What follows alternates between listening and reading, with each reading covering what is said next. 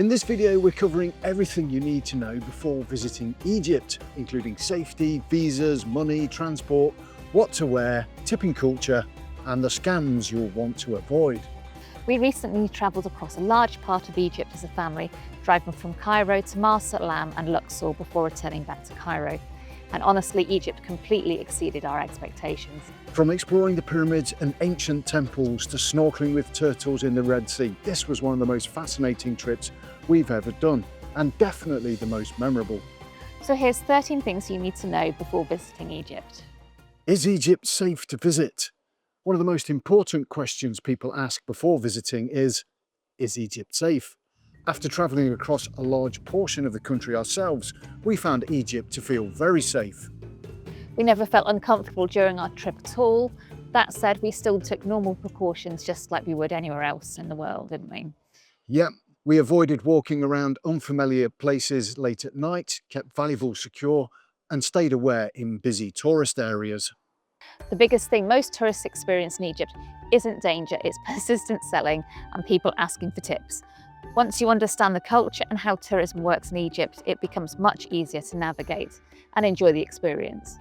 One thing we definitely recommend is learning a few basic Arabic phrases before you visit.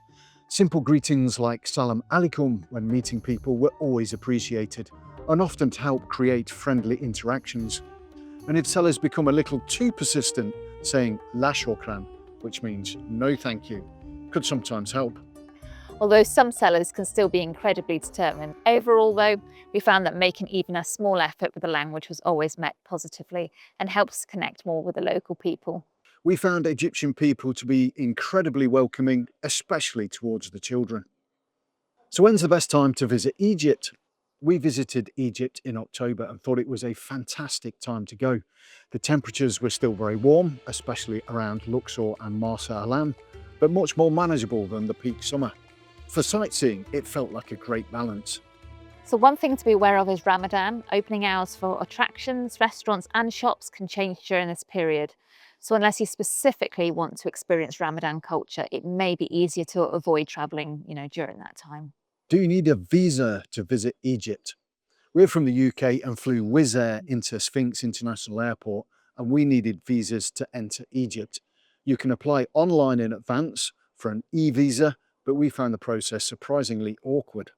It required quite a lot of information, and for some reason, only 3 of our 6 visas were actually approved. In the end, we just purchased the 3 additional visas on arrival. The visa on arrival process was incredibly simple and something we'd wish we'd done right from the start. Yeah, so if you're eligible for visa on arrival, that may actually be the easier option. We paid with cash and the whole process was very straightforward. What to wear in Egypt? Egypt is an Islamic country, so modesty is appreciated. That said, at most major tourist attractions, you can generally wear whatever you feel comfortable in. At beach resorts like Marsa Alam, Hurghada and Sharm el-Sheikh, Western clothing and swimwear is completely normal. In places like Cairo, however, very revealing clothing such as crop tops and very short shorts may attract unwanted comments. If you plan to visit mosques, women will need to cover their shoulders, knees and hair. One thing we discovered very quickly was lightweight linen clothing was perfect for Egypt, especially inside pyramids where you spend a lot of time bending down in very hot conditions. Long loose trousers and breathable tops made a huge difference. Money, cash and tipping. The currency in Egypt is the Egyptian pound. It's a closed currency, so we brought US dollars with us and mainly used our Revolut card while travelling. You can withdraw Egyptian pounds from ATMs, but based on our experience, do head for the major bank machines as the smaller ATMs outside shops often have low withdrawal limits, high fees and often just don't work. Most major tourist attractions are now cashless and accept card payments without issue. However, smaller cafes, restaurants and local shops will still prefer cash. One thing you absolutely need in Egypt is lots of small notes because the tipping culture is everywhere. You'll regularly be asked for tips if someone takes your photo, gives you historical information, helps with directions, or sometimes simply starts talking to you. At first, it can feel overwhelming, but once you get used to it, it becomes part of the experience. We usually tipped around 50 to 100 Egyptian pounds, depending on the situation, which is about $1 or $2, knowing that that amount of money can genuinely help local families.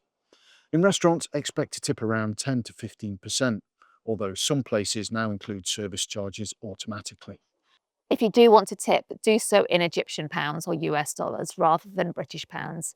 In some rural areas, people actually asked us if we could exchange English notes for dollars because they had no easy way to access the banks. Drones. If you enjoy filming or photography, do not bring a drone unless you've arranged a special permit well in advance. Egypt has strict drone regulations and there are many stories of drones being confiscated at airports. The same can apply to Meta smart glasses. We've heard stories of those being confiscated at the attractions as well. Another thing to note is that the fluffy external microphones can attract attention from security too. Toilet paper. At many tourist attractions, there are Western toilets available, but you'll often be asked to pay around 20 Egyptian pounds to use them. Once you've paid, you'll be issued with a tiny amount of toilet paper as you enter, and in some places there may not be any toilet paper at all or soap, so we highly recommend carrying tissues or toilet paper, hand sanitizer, wet wipes and plenty of small change. Those little things can make travelling so much easier. Bottled water. One of the most important Egyptian travel tips we can give you is stick to bottled water. During our trip, we only drank bottled water and had no issues at all. While tap water in Egypt is treated, it's very different from what many international visitors are used to, and it can sometimes cause stomach problems. Another tip is to check that the bottle is sealed intact before drinking. We also avoided ice cubes and salad in certain situations just to be extra safe. Scams to watch out for in Egypt. Egypt has become famous on YouTube for tourism scams. In our opinion, the term is a little overused, and the reality is local people will do their best to make a buck out of the millions of tourists that visit every year. So here are some of the common hustles you should be aware of. First, the free gift scam. Somebody gives you a bracelet, souvenir, or small gift and then demands a tip for their generosity. This happened to us a couple of times, even though we already knew about it. We politely declined and handed the item back, or if that didn't work, we just put it down and walk away. Overpriced taxis. Some drivers refuse to use the meter or quote inflated prices. Always agree on the fare beforehand. We mainly used Uber to avoid that. However, on our very first ride, the driver accepted the booking and then messaged us privately asking for extra cash. We refused and he cancelled the booking. So we just booked again, and thankfully the next driver did turn up without the inflated, expectations, costs. Camel or horse photo hustle near the pyramids. A photo may seem free, but you'll often be pressured into paying afterwards. Sometimes it's better to just pay a small tip rather than end up in a long negotiation over nothing. Often to 10 to 20 Egyptian pounds is enough, which is the equivalent of 20 or 40 US cents. Unofficial guides. Unofficial guides may approach you claiming special access or exclusive tours. The new Great Gate entrance into the Giza Plateau has reduced this significantly around the pyramids, and the free hop-on, hop-off buses make it easy to explore independently. However, if you enter through the Sphinx entrance, you will almost certainly be approached, and it can feel much more chaotic. In some of the tombs in Saqqara, there were a number of unofficial guides. They were all very informative and pleasant, so we were very happy to tip them for their services. Shop pressure tactics. Some vendors invite you in just to look and then use quite aggressive sales tactics. But to be fair, we didn't find this too bad, especially around the Kali Bazaar. However, if you take a horse and cart ride in Luxor, be aware that drivers can often stop at expensive shops along the way, usually with friends or relatives that run them. We did find the horse and cart drivers in Luxor quite challenging at times, especially if you just wanted to take a peaceful walk along the Nile. And always watch out for currency confusion, double check prices and change whenever paying cash. Stay polite, stay aware, but don't let these things put you off. We hardly had any issues in our time in Egypt, but knowing about them beforehand made our trip much easier. Travel distances in Egypt. There are so many incredible places to visit in Egypt, but one thing to really consider is travel time between destinations. Egypt is a very large country.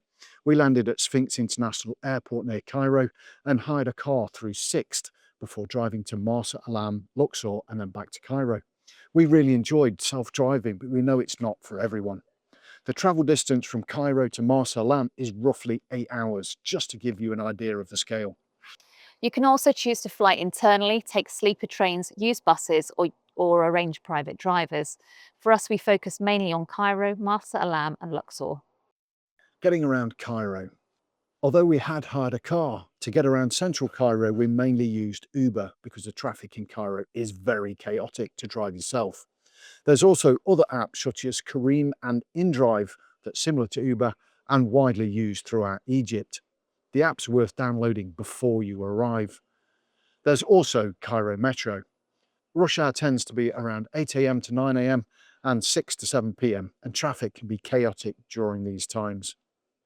Hotels in Egypt, don't trust the star ratings. One thing we'd wish we'd known before visiting Egypt is that hotel star ratings don't remotely match what you might expect in the UK, Europe or North America. We stayed at an independent hotel in Giza the night before our flight home, and honestly, it was one of the worst hotels we've ever stayed in. There was drilling and construction work until around 11 PM. The shower head was broken, the toilet seat wasn't attached, wires hanging down, and some fixtures were literally taped to the walls. We couldn't wait to leave, but to make matters worse, when we'd arrived, the hotel cancelled our booking whilst we were there. It felt like they were maybe trying to avoid booking platform fees or reviews, both. Definitely reviews. Our advice, read the recent reviews carefully. Don't rely solely on the star rating when booking hotels in Egypt. The photographs definitely didn't match up to what we stayed in. However, we did stay in some great accommodations throughout the whole of Egypt, so thankfully it wasn't all like that. Why visit Egypt? Why should you visit Egypt? Well, because there are very few places in the world where you can explore inside monuments that are over 4,500 years old. Egypt is home to some of the most incredible historical sites on earth, from the pyramids and Sphinx to the temples of Luxor and the Valley of the Kings. But Egypt isn't just about ancient history. You can snorkel or dive in the Red Sea, swim alongside turtles, relax on beautiful beaches, explore bustling markets, and experience culture unlike anywhere else in the world. Egypt can feel chaotic at times, but that's also part of what makes it such an unforgettable adventure. It's definitely a destination you'll be talking about long after you get home. If you're looking for history, adventure, culture, and experiences you'll never forget, Egypt should be at the top of your travel bucket list. If you're planning a trip to Egypt and this video has helped, don't forget to like and subscribe for more honest family travel guides and travel tips. Thanks for watching, and we'll see you on the next adventure.